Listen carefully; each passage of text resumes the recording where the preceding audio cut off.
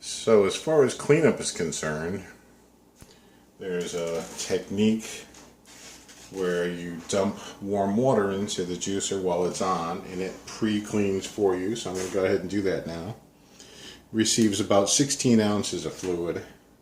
So I'll put it on, use the same cup I was drinking out of, quickly rinsed, and just put some water in there. You'll notice that, or maybe not, that when I was juicing, the last thing I did was close this off so the water didn't come shooting out. So just let it run for a minute, and then some of the cleaning work will be done for me.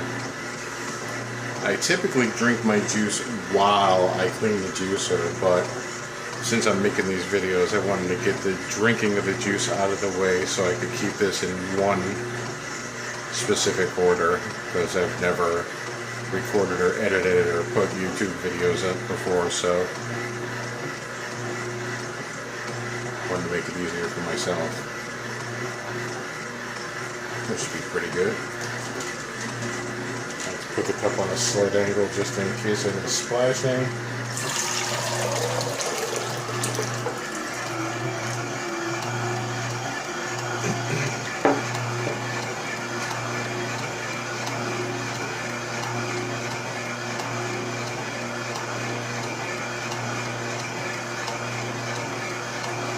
Pretty much it for the pre-clean. Close this again for what little droplets might be left when I take it over to the sink. Alright, so here goes the rest of the cleanup. I've done virtually nothing. I took the body of the juicer, or the top, whatever you call it, as is. Took nothing apart. I got the pulp bin with my little time-saving cleanup bag. Still have all the crap from cutting and everything. So I'm going to get some warm water running.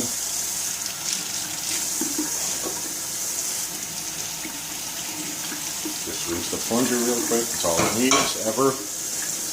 Cutting board, which isn't part of the juicer, but still has to be done.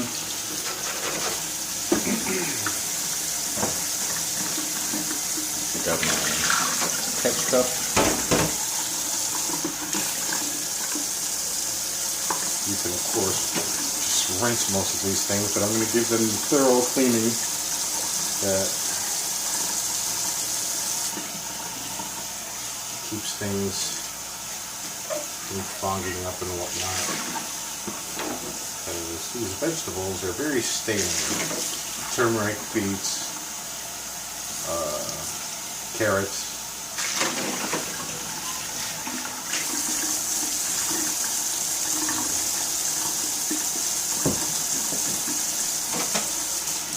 Quick rinse. Do a quick rinse.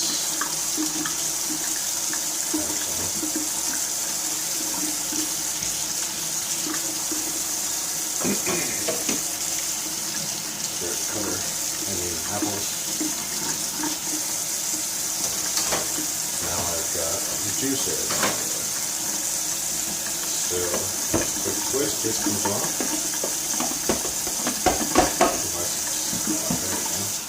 All this ever needs is a quick rinse, because it doesn't do any of the heavy lifting.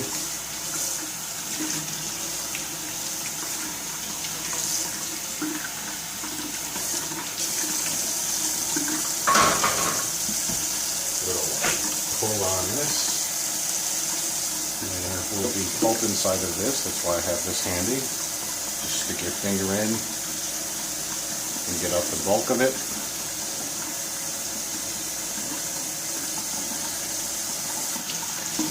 Warm water does a good job to break down this pulp. You could just leave the cleaning at that, but I'm finding I'm getting a little itching from, I'm guessing, carrots and turmeric in here, so I give them a scrub as well. Got the wiper blade and filter assembly.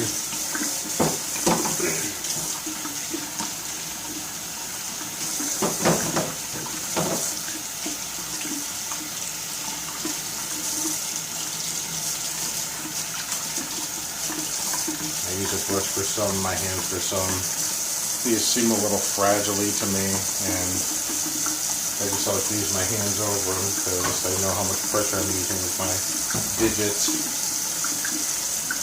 This brush comes with and is good for getting the pulp out of the exit chute.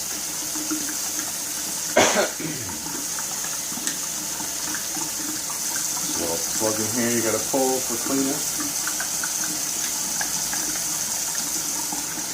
Take the rest of the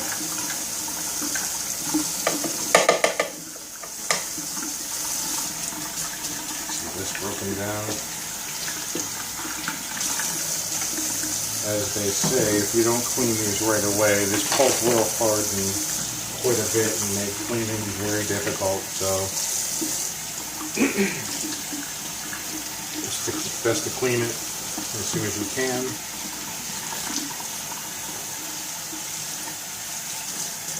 And it would be great if that was immediately, because it just makes life easier.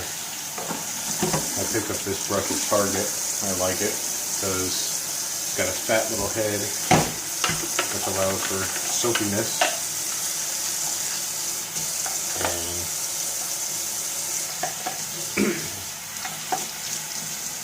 these real quick.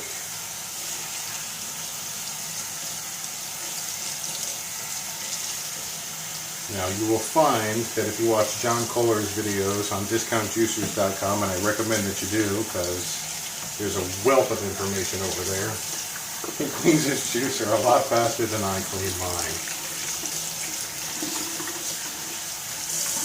But he's also got probably 100 juicers in his house, so he's got lots of experience, and I've only had this for about a month and a half. Well, I ordered it about a month and a half ago. I probably only had it and used it every day for, say, a little over a month. And I have been using it daily, so that is why it is so recommended that you really pick a juicer for your own needs and something that you're going to use instead of getting something that's a huge pain in the ass that you won't use that looks good on the shelf and that you could tell your friends you have the highest, best model or whatever, but never use it, because that doesn't do anyone any good. The Rebel juice fountain I had before this has collected its share of dust because the thing's just so loud, it's unpleasant to use. And it shoots produce up at the ceiling, makes a big mess, oxidates the juice like crazy, and I mean you could see it live when it's happening, so you don't need any fancy scientific testing to tell you it's happening. You can see with your own eyes.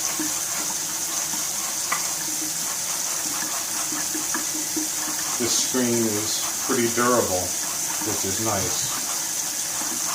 The screen in the Breville juice fountain was a little less durable. The first day I got that juicer, I dropped the filter on the ground and put a crease in it that never came out, and that was unpleasant. But things happen. It worked fine, but just these things happen.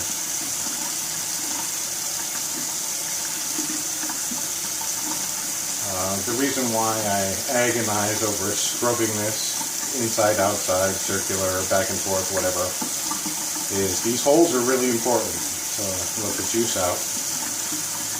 And if they clog, your juice becomes less efficient. And you're paying good money for this juicer, you might as well get the most out of it.